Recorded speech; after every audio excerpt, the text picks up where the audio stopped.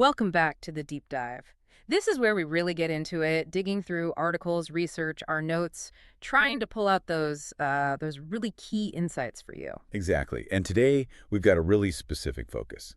It's a deep dive designed specifically for you, the listeners of Earned Influence, the podcast from mediacoverage.ai. That's right. We're aiming to give you some genuinely advanced insights. We're talking about getting media coverage, yes, but also cultivating that earned media and really using podcasting, strategically hosting, being a guest, all for building your brand effectively. We're going beyond the basics here. We want to look at the absolute cutting edge of how influence is genuinely earned today. So what's on the agenda? Well, we'll unpack how some major players are making really bold moves in direct publishing. Yeah, and we'll look at the sheer power of authentic content. It's undeniable. We'll explore some innovative new tools, too, for getting discovered, for monetization. And we'll even dig into this, maybe surprising impact of pre-product content.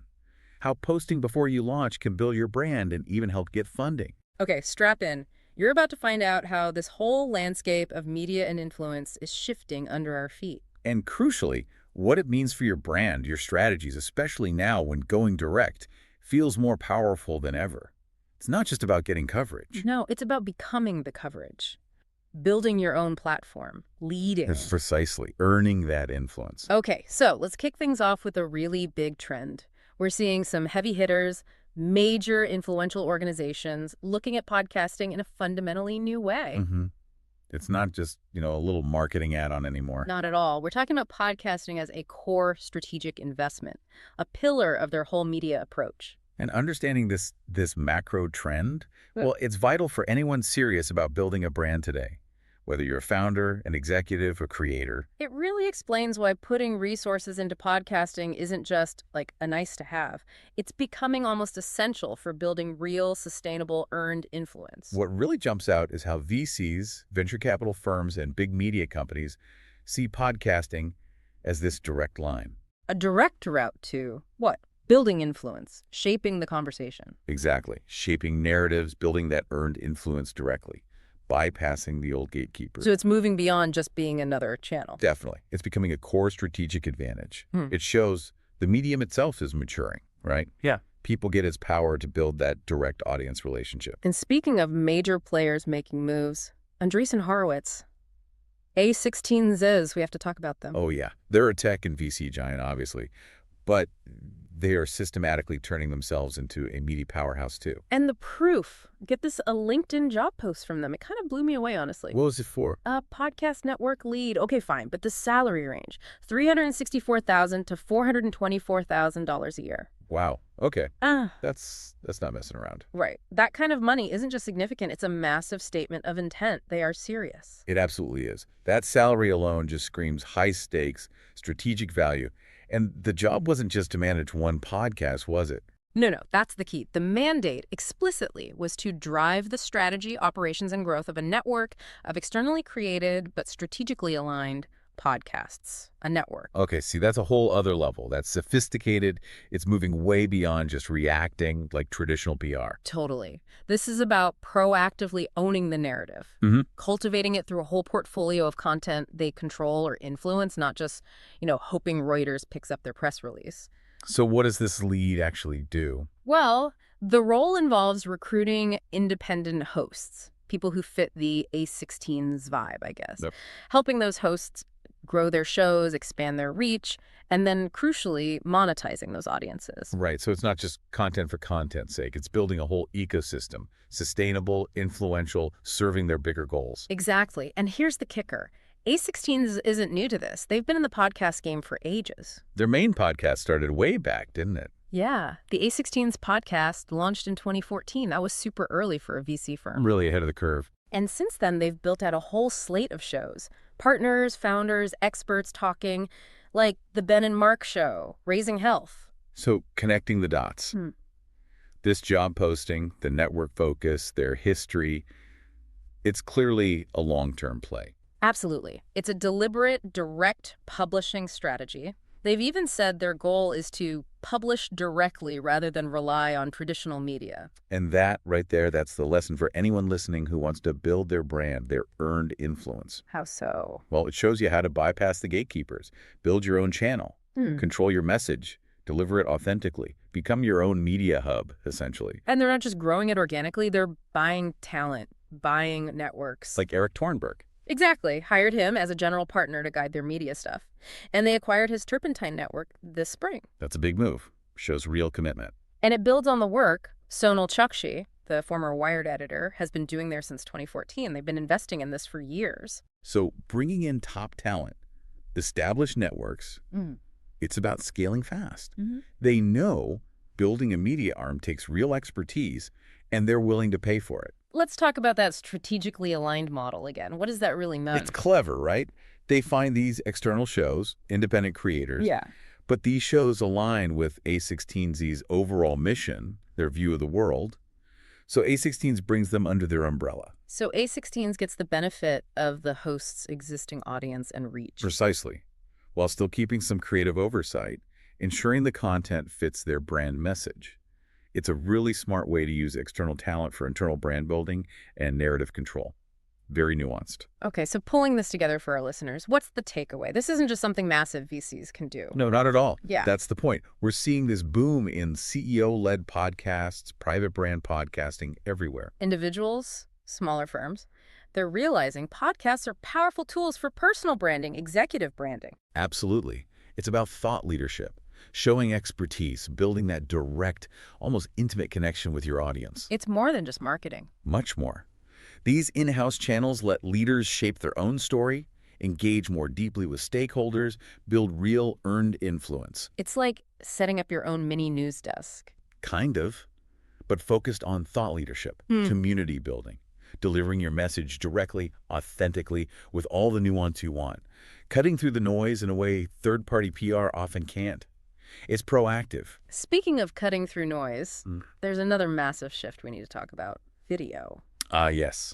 The video imperative in podcasting. It's huge. The numbers are staggering. YouTube says over 1 billion people watch podcasts on their platform every month. 1 billion. Yeah. That's actually edging out some of the big audio-only players. It's not a side note anymore, is it? It's fundamentally changing how podcasts are consumed and how they need to be made. It really forces the question for every podcaster, every brand.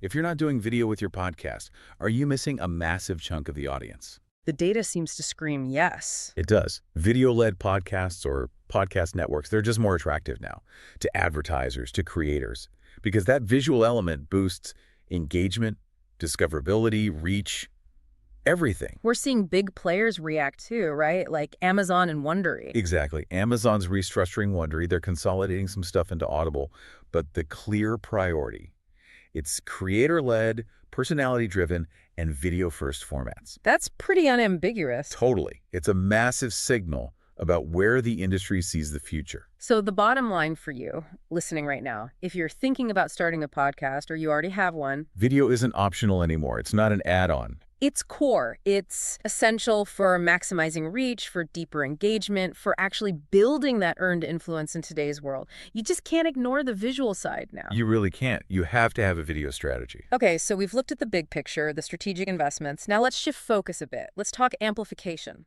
Right? How do you take a podcast and make it bigger?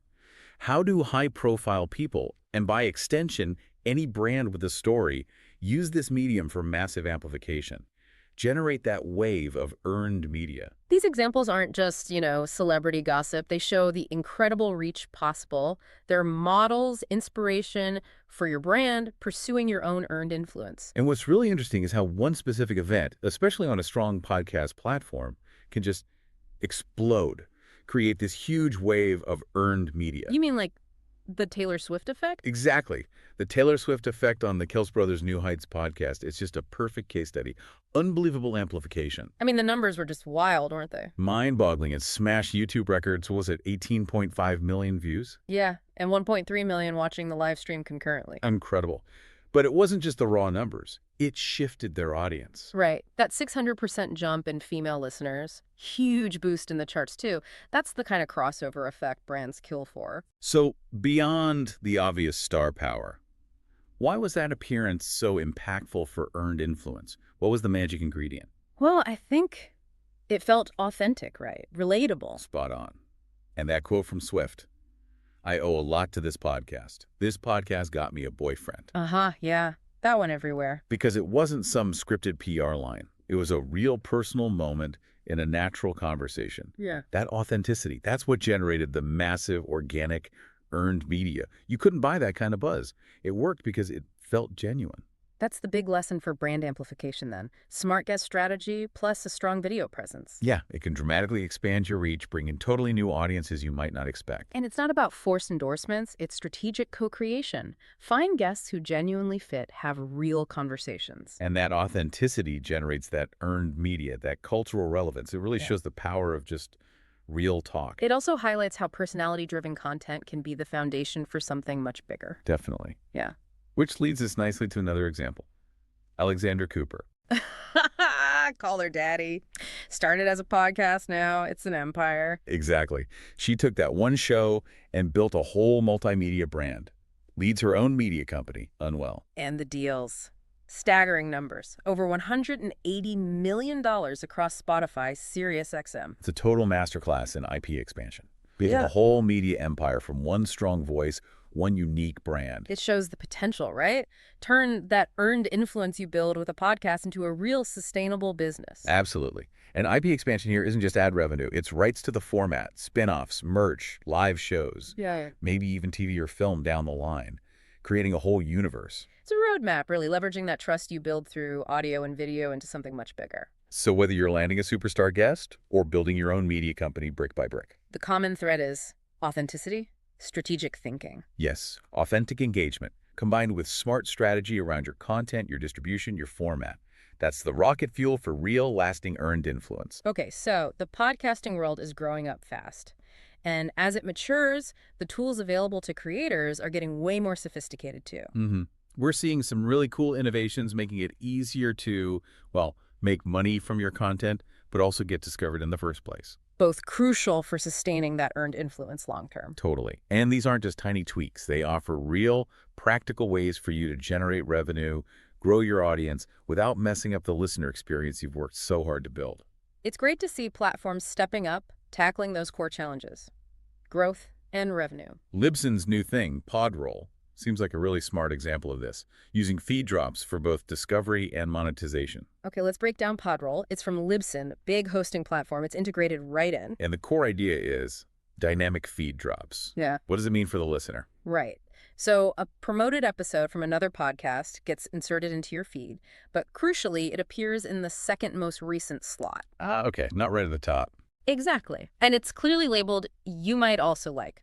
It shows the other podcast's artwork, has direct links to subscribe or listen. It feels more like a recommendation. Less like a jarring ad. Way less. Which addresses that key concern for creators. How do you make money without annoying your audience? You need that trust for earned influence. So the benefit is monetization without disrupting the flow. No in-episode ads that break the immersion. Correct. No in-episode ads and no permanent edits to the podcaster's feed. That's key. And it's stackable. You can use it alongside other ad strategies. Yep. It's an additional revenue stream. Because it shows up as a separate episode recommendation, not an interruption, it feels much more respectful of the listener. Keeping that trust is everything. I like that. It feels more curated, less forced, like a friend suggesting another show. Exactly. And it's not just about money, it's about discovery, too. The system matches shows based on content categories. So you're likely promoting shows your audience might actually enjoy. Creates a kind of reciprocal growth. Precisely. Smart, targeted discovery. And the accessibility is a big deal, too. How so? It's available to basically all Libsyn podcasters.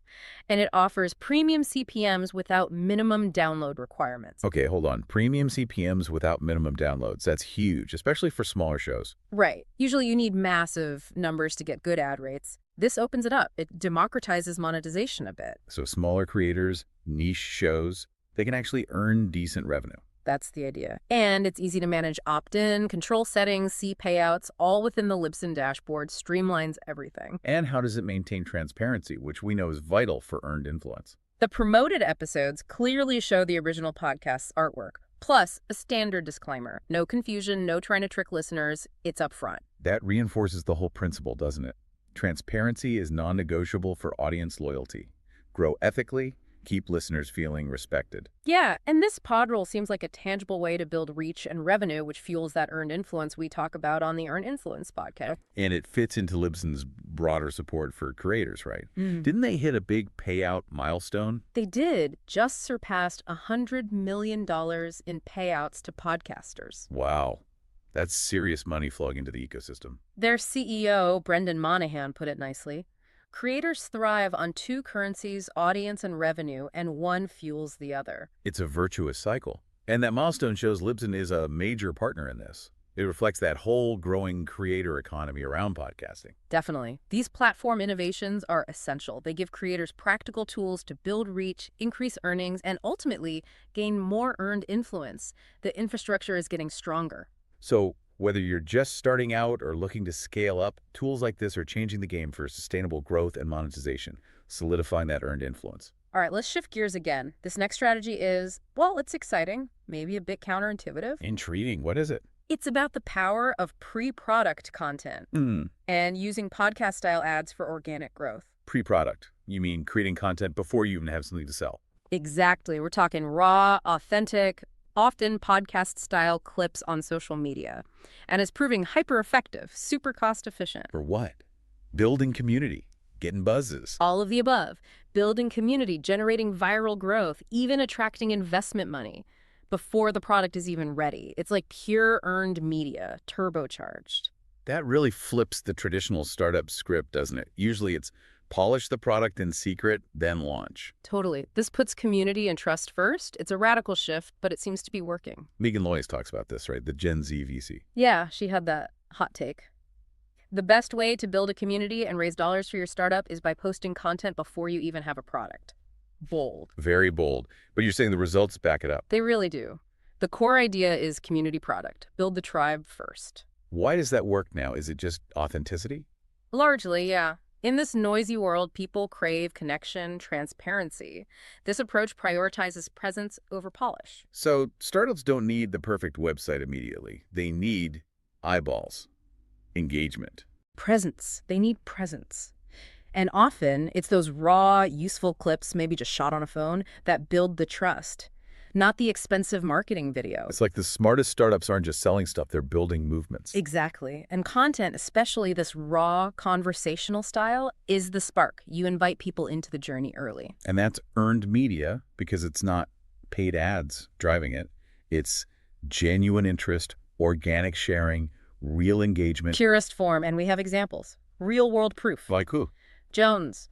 That NYC startup helping young people quit vaping and smoking. Great mission. Okay, what do they do? They built up over 300 million views on social media doing exactly this. Posting content, building community, shaping the narrative before launch. 300 million views. And the result? A recent $10 million funding round. Direct proof this pre-product strategy works for brand building and attracting capital. Wow.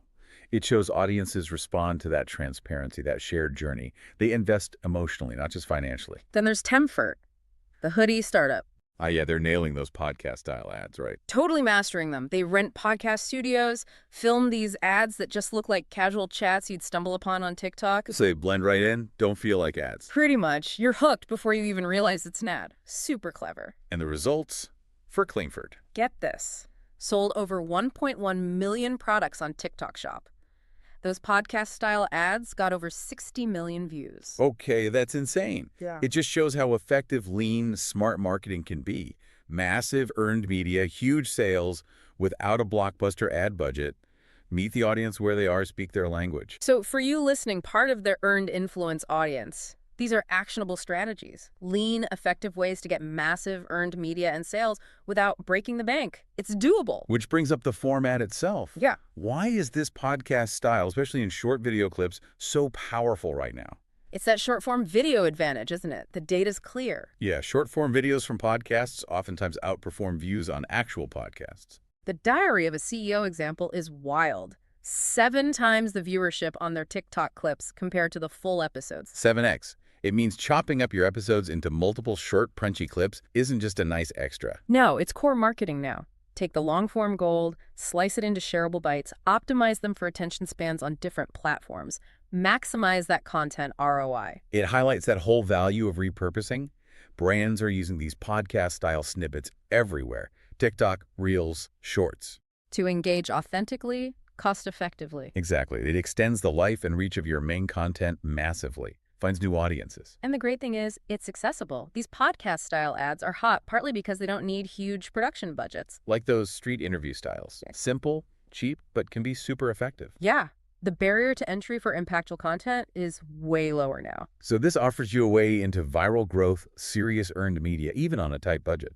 Leverage that podcast intimacy, that authenticity, build connections, maybe even before you sell anything. It's powerful for building influence from scratch. So whether you're building community pre-launch or making ads that don't look like ads, the message is clear.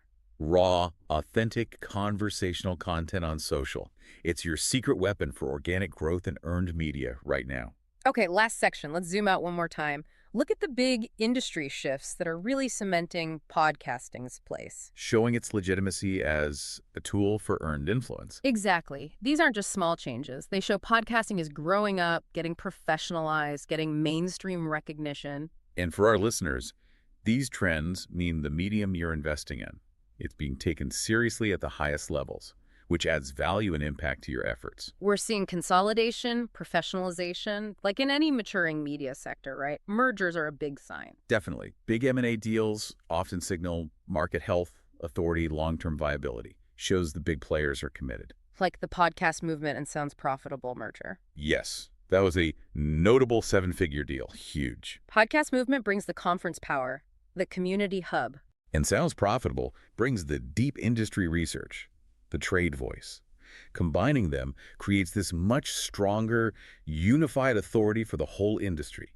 Collective clout. And that merger helps podcasting have a bigger, more professional presence at major events. Cannes Lion, SXSW, Advertising Week. Absolutely. It elevates the whole sector. It shows podcasting isn't some niche hobby anymore. It's a serious business, gaining that industry authority, getting recognized by the wider media and ad worlds. The message is, podcasting is playing in the big leagues now. Unequivocally. So for you, listener, it confirms you're backing the right horse. This medium is being taken seriously. It's not the Wild West. It's becoming structured, powerful, professional. Which connects to that idea of podcasting entering its Hollywood era. Right. That's what analysts are calling it. This convergence of celebrity content, multi-platform monetization, IP expansion, all this stuff we've been talking about. Makes sense to see the Taylor Swift effect, the audience shifts. You see Alexandra Cooper building an empire from her podcast IP. You see A16s dropping serious cash on a network lead, going direct. You see Libsyn creating sophisticated monetization tools for everyone. It all fits together. It's the professionalization, the mainstreaming. Exactly. All these trends just underscore podcasting's relevance, its power in the earned influence ecosystem, its strategic importance for brands. It confirms these advanced strategies we've covered aren't just fringe ideas. No, they're becoming standard practice for anyone serious about building and scaling an influential brand. Podcasting is now undeniably a central pillar in that direct brand building toolkit. Huge for earned media.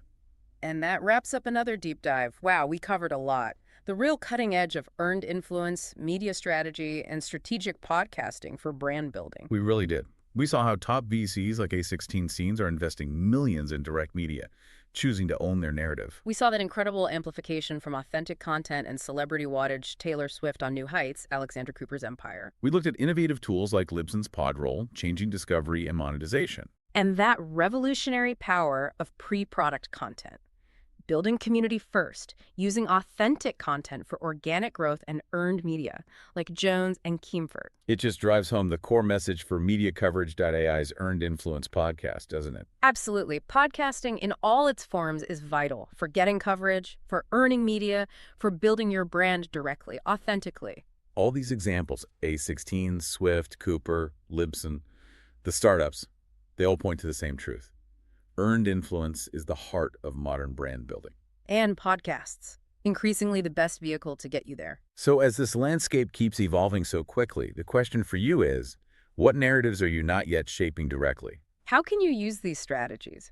Building community before product, going video first, exploring new monetization. To not just get media coverage, but to actually become your own media, to build a movement, to truly earn that influence for your brand in this new era. a powerful thought to end on. Definitely something to mull over. Thanks for joining us on this deep dive. We'll catch you next time.